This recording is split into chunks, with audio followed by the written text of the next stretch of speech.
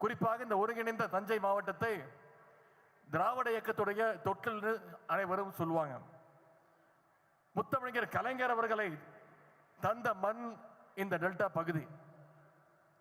நம்முடைய கழக தலைவர் அவர்களும் அடிக்கடி பெருமையாக சொல்வார்கள், நானும் ஒரு டெல்டாக்காரன் என்று நம்முடைய தலைவர் அவர்கள் குறிப்பிட்டு சொல்வார்.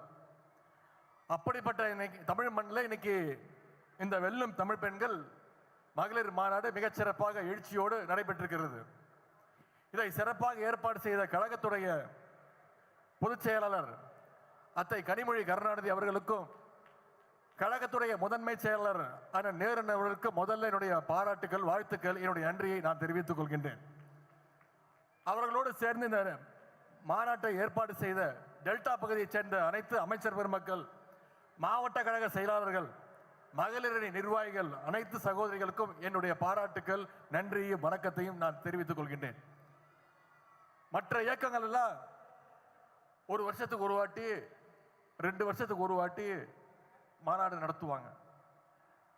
ஆனா திராவிட முன்னேற்ற கழகம் மட்டும்தான் சென்ற மாதம் திருவண்ணாமலையில் இளைஞரணி நிர்வாகிகள் சந்திப்பு, அதன் முன்பு பல்லடத்தில் மகளிர் அணி மாநாடு, இன்னைக்கு தஞ்சையில் மகளிர் அணி மாநாடு, மீண்டும் விருதுநகர்ல இளைஞரணி சந்திப்பு, அதன் பிறகு திருச்சியில மண்டல மாநாடுன்னு இப்படி மாசத்துக்கு ஒரு மாநாடு சந்திப்பு நடத்தி நம்முடைய இயக்கத்துடைய கொள்கைகளை, அரசினுடைய சாதனைகளை, தலைவருடைய சாதனைகளை தொடர்ந்து பேசிட்டு இருக்கிற ஒரே இயக்கம் நம்முடைய திராவிட முன்னேற்ற கழகம்.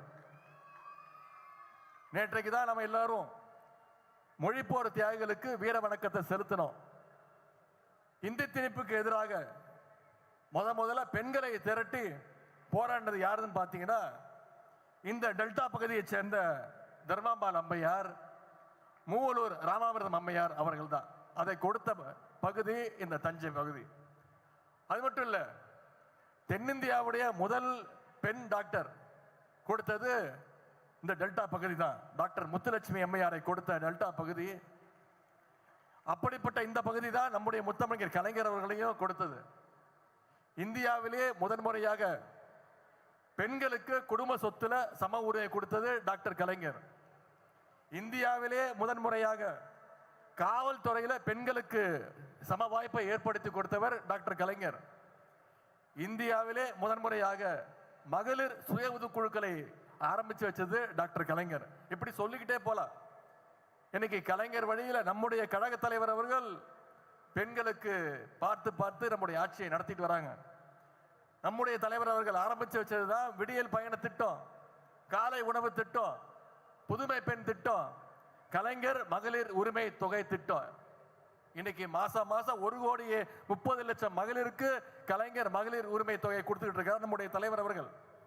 அது மட்டும் இல்ல, இங்க வந்திருக்கக்கூடிய உங்கள பல பேர் மேயரா, துணை மேயரா, நகர்மன்ற, ஊராட்சி மன்ற தலைவர்களா இருக்கீங்கன்னா அதற்கு வழி செய்தது நம்முடைய கழக ஆட்சி, நம்முடைய கழக தலைவர் அவர்கள்.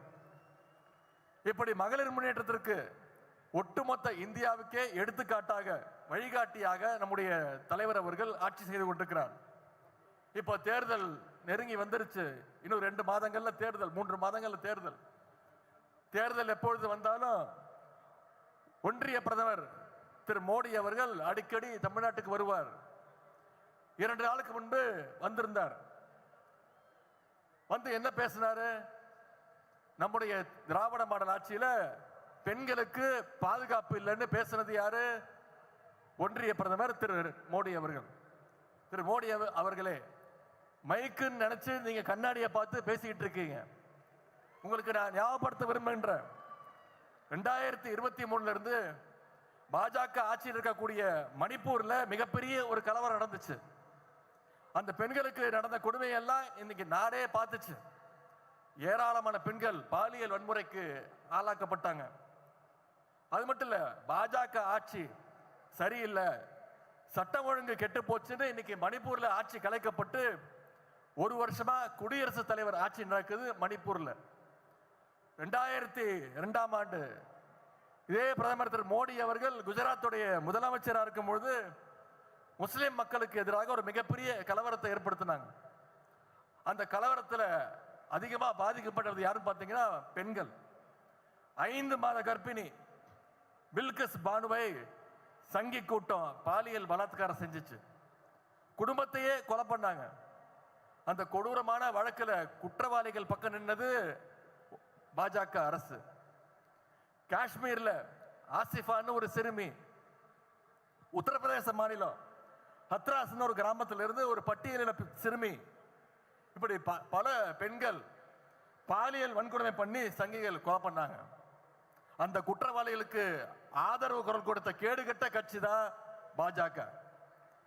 இந்தியாவிலேயே பெண்கள் அதிகமா வேலைக்கு போற மாநிலம்னு பாத்தீங்கன்னா நம்முடைய தமிழ்நாடு. அதே மாதிரி இந்தியாவிலேயே பெண்களுக்கு எதிரான குற்றங்கள் அதிகமா நடக்கிற மாநிலங்கள் எதுன்னு எடுத்து பார்த்தீங்கன்னா உத்தரப்பிரதேசம், மகாராஷ்டிரா, ராஜஸ்தான், மத்திய பிரதேசம். இந்த 4 மாநிலங்களையும் ஆட்சி செய்து கொண்டிருப்பது பாஜக அரசு. பெண்களுக்கு இவ்வளவு கொடுமைகளை செஞ்சுட்டு தமிழ்நாட்டுக்கு வந்து பெண்கள்கிட்ட வந்து ஓட்டு கேட்கறது வெட்கமா இல்லையா திரு மோடி அவர்கள் என்று உங்களை பார்த்து தமிழ்நாட்டு பெண்கள் கேட்கிறாங்க. இப்படிப்பட்ட பாசிஸ்டுகள் தமிழ்நாட்டுக்குள்ள வந்தாங்கன்னா மகளிருக்கும் பாதுகாப்பு இருக்காது, நம்முடைய மாநிலத்துக்கும் பாதுகாப்பு இருக்காது. இப்ப கூட பெண்களுக்கு பேருதவியா இருக்கக்கூடிய 100 நாள் வேலைவாய்ப்பு திட்டத்தை எப்படியாவது முடக்குறோன்னு ஒன்றிய அரசு முயற்சிக்குது. இவ்வளவு நாளா 100 நாள் வேலை திட்டத்துக்கு நிதியை ஒதுக்காம இழுத்தடிச்சாங்க. இன்னைக்கு அந்த நிதி சுமையை நம்முடைய மாநில அரசு மேல திணிக்க முயற்சிக்கிறாங்க. இதையும் நம்முடைய முதலமைச்சர் தான் முதல் ஆளா எதிர்த்து குரல் கொடுத்திருக்கிறார்.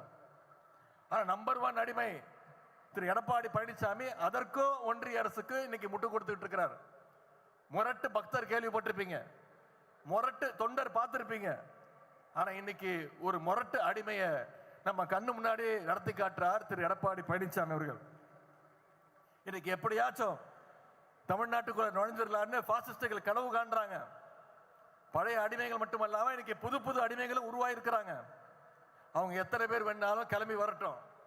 திராவிட முன்னேற்ற கழகத்தை நம்முடைய தமிழ்நாட்டை அவங்களால தொட்டு கூட பார்க்க முடியாது.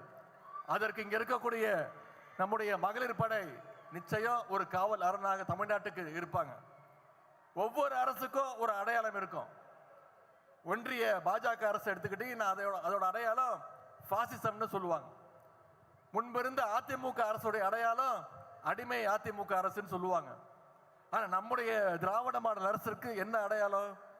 இது முழுக்க முழுக்க மகளிருக்கான அரசுங்கிறதா நம்முடைய அரசுடைய அடையாளம். இந்த அரசு அமைய காரணமாக இருந்தது இங்க வந்திருக்கக்கூடிய மகளிர் நீங்க தான். இன்னைக்கு இந்த அரசை கொண்டாடி கொண்டிருக்கிறதும் இங்க வந்திருக்கக்கூடிய மகளிர் நீங்க தான். ஆகவே நம்ம அரசுடைய சாதனைகளை, திட்டங்களை, கொள்கைகளை நீங்க மகளிர் மக்கள்கிட்ட எடுத்து கொண்டு போய் சேர்க்கணும். நம்முடைய கழக அணி 200க்கும் அதிகமான தொகுதிகளில் வெற்றி பெற வேண்டும். கழகம் 7வது முறையாக ஆட்சி அமைக்க வேண்டும். நம்முடைய தலைவர் 2வது முறையாக மீண்டும் முதலமைச்சர் பொறுப்பில் உட்கார வேண்டும், அமர வேண்டும். அதற்கு இங்க வந்திருக்கக்கூடிய மகளிர் நீங்க அடுத்த 80 நாட்களுக்கு நீங்க தேர்தல் பிரச்சார களத்தில் இறங்கி உங்களுடைய தேர்தல் பிரச்சாரத்தை நீங்கள் இன்னும் அதிகமாக வேகமாக நீங்கள் செய்ய வேண்டும் என்று கேட்டுக்கொண்டு ஒவ்வொருத்தரும் அயராது உழைக்க வேண்டும். நம்முடைய திராவிட மாடல் பார்ட் 2 அதற்கு மக்கள் ரெடி ஆயிட்டாங்க. நம்முடைய முதலமைச்சர் தலைவர்கள் சொன்னது போல நாம தான் மீண்டும் வெல்வோம், நாம தான் மீண்டும் வருவோம் என்று கூறி உங்க அத்தனை பேருக்கும் மீண்டும் என்னுடைய வாழ்த்துக்களை கூறி நம்முடைய தலைவருடைய ஆட்சி தொடரட்டும், தமிழ் பெண்கள் வெல்லட்டும். நன்றி, வணக்கம்.